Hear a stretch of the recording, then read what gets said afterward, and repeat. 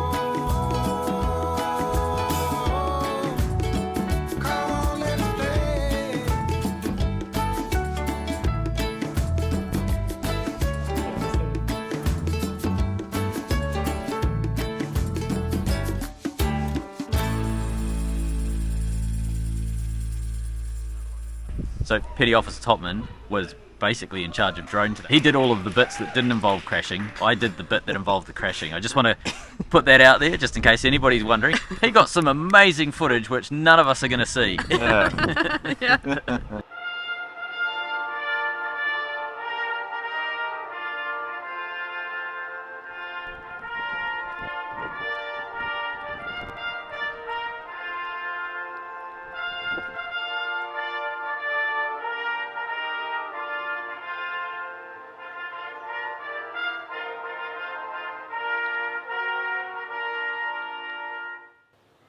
Ceremony completed, sir!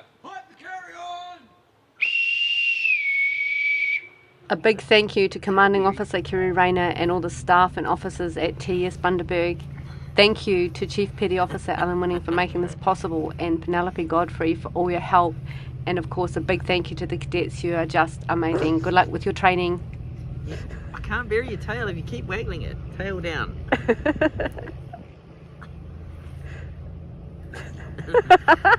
And this is for all the cadets that enjoyed Babycat while on board. She'll miss the beach at TS Bundaberg. We discovered that she likes to be buried every morning without fail. It's her thing now. Thanks everyone. Funny little pussycat. One of the small jobs we need to do while we're on a work berth is to build a small sink that goes inside our big sink. As you can see, the big sinks are quite deep, and for any one tool it's a bit of an effort to do dishes, to make sure that everyone's contributing to the project by doing housework. We're going to make this smaller sink inside the bigger sink. It's going to sit on top of it. It can be removed and it can be swapped between each sink.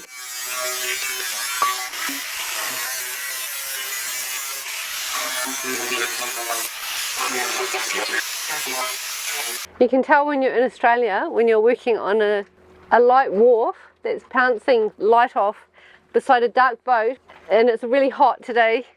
So we're using an umbrella so we can keep working, whatever you got to do. We found a hole in the side of the boat, the hull. It's above the waterline. There's a cavity there, and there's been a hole for a while. So oxygen's got in and it's rusted it out a little bit. It's surface rust. It's a little bit of deeper stuff. We've had a good look, created a hole in the step to access it, cleaned it out, we've rust killed it, and we've closed it back up. We found the hole that was the cause of it, tiny pinhole, but the metal is actually quite thin, so Dame's had to do a nice big wad of weld on it to try and get the hole. Turn those ropes so.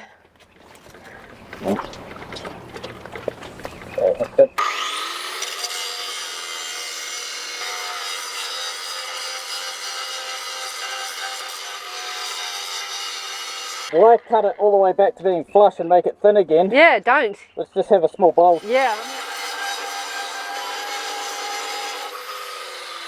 I'll epoxy it and put a bit of fairing compound on it.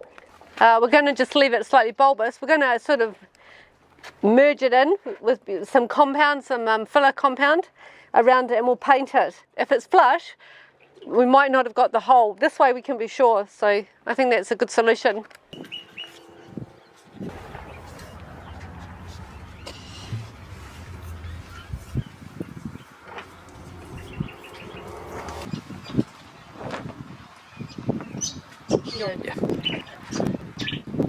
This is a hole we found in the bow when we took the old bollard off. After a bit of needle gunning, a bit of grinding and some acetone, Dame's ready to weld it closed. This stuff happens on a steel boat, it's no biggie. The hole through the hull is not that big, but the metal has corroded around it and left a concave area of thin metal on the side.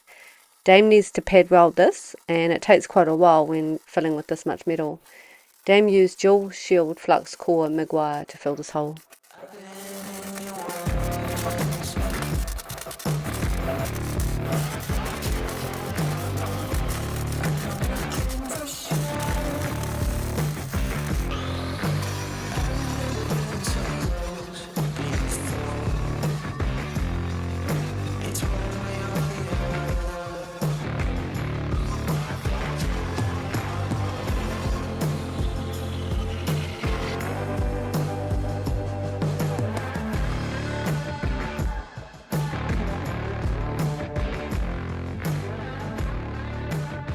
Years ago when we were on the hard stand and I was in a wheelchair, I couldn't walk up and down the stairs and had to go down in a bucket seat and a winch off the back of the boat. We had welded a mild steel bracket holding a bar that I could hold on to as I went up and down off the boat. While we have the opportunity, it's time for it to come off. Thanks Tim for the idea all those years ago so I could stay a part of the project.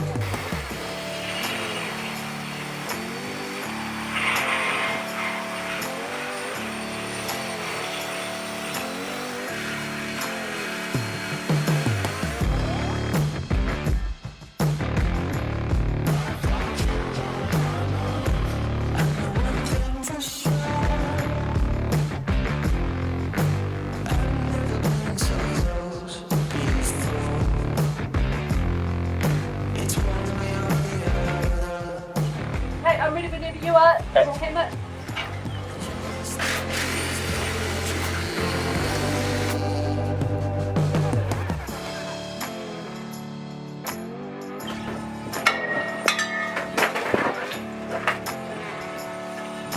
Done.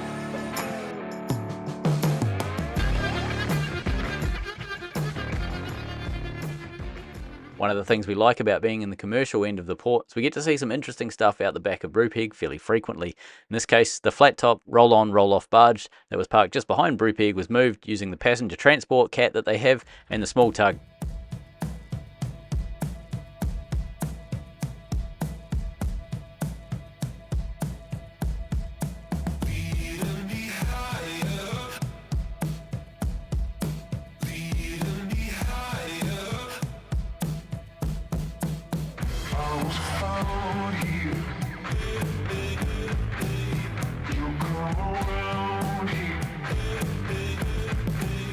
I was found here.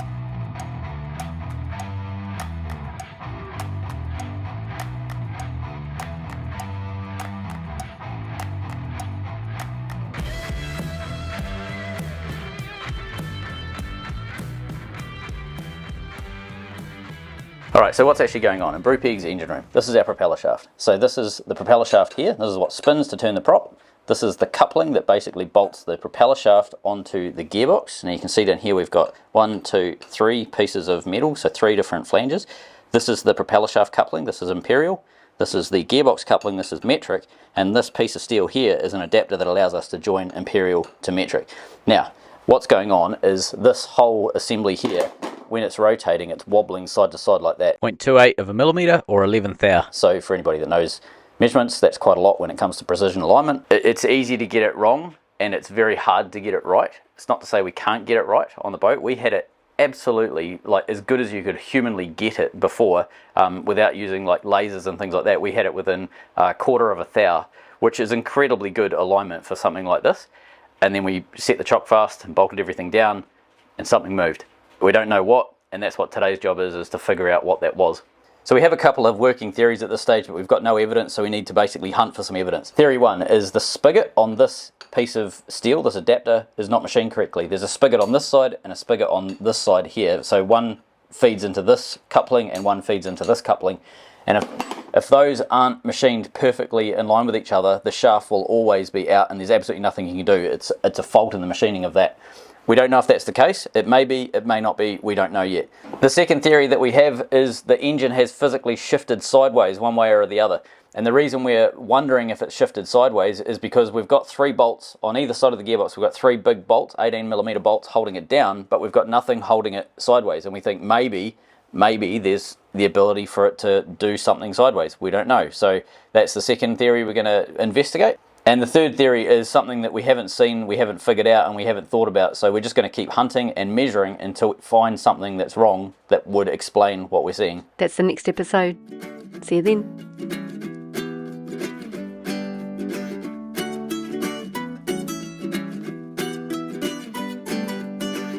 You got ice like summer sky. If you're smart, could kill or die.